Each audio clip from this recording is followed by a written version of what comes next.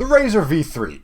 Everybody remembers this. It was the hot phone in 2004. Everybody had to have one, and everybody did. This is one of the most sold phones in history. And now we've also got the new Razr, which I shall use the magic of special effects to create here, because I don't have the budget for one. Folding Android phone. Cool as all hell. I want one. I don't have the money. But there's a bit of a gap between 2004 and 2020. What happened in that gap? Well, there was another Razr. The Razr everyone forgets about. This one. Droid.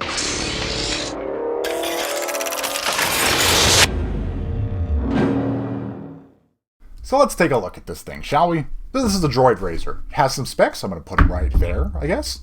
It's got a dual-core Ti OMAP processor. It's got a gig of RAM, 8-megapixel camera, tiny battery, and a pretty low-resolution 540 by 960 quarter HD display. Not QHD, QHD.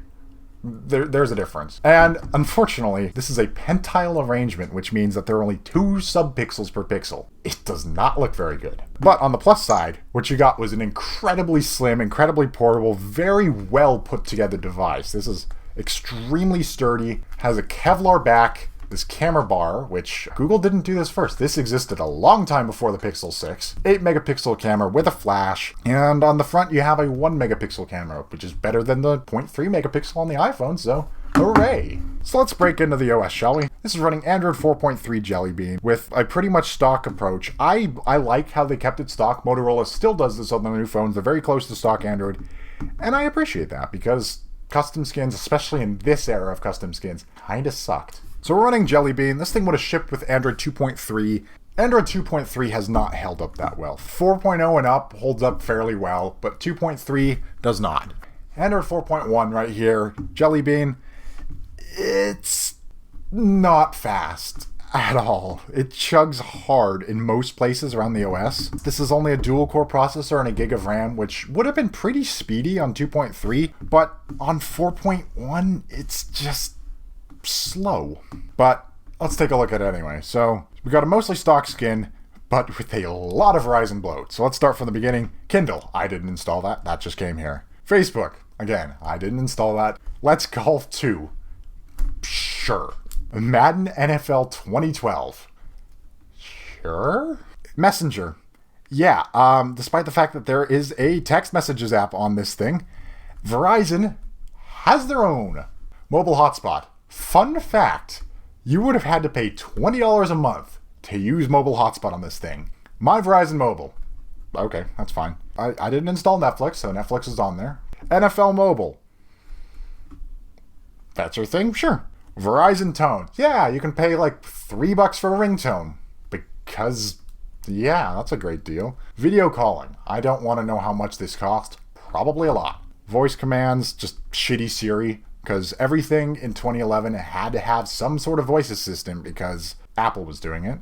Voicemail. Yeah, you could pay extra money for visual voicemail. You can still do this on modern carriers. VZ Navigator, because you obviously don't know Google Maps is also installed on this thing. So lots of bloat. A lot of fun. So let's take a deeper look at some of the performance on this thing. It's a dual-core 1.2 gigahertz Ti OMAP 4430 processor. It's a chip. It's alright. It's actually pretty slow. Gig of RAM, that would have been plenty back then. Nowadays, nope. And 16 gigs of internal storage, which is weird.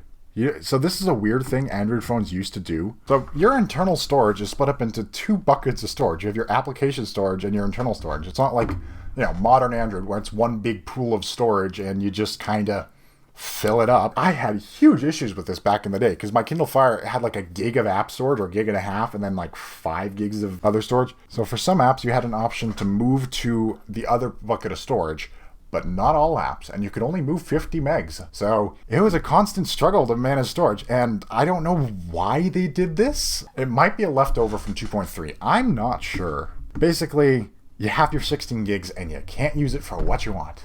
In terms of app performance, well, let's play a game on here. Are you alive?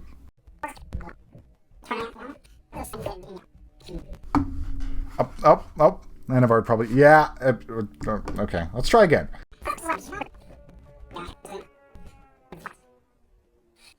Can you see why whoever had this stopped using it in about 2014? Oh my god, okay. Like, I had it working yesterday, so it's playing, but I think it's falling behind the music.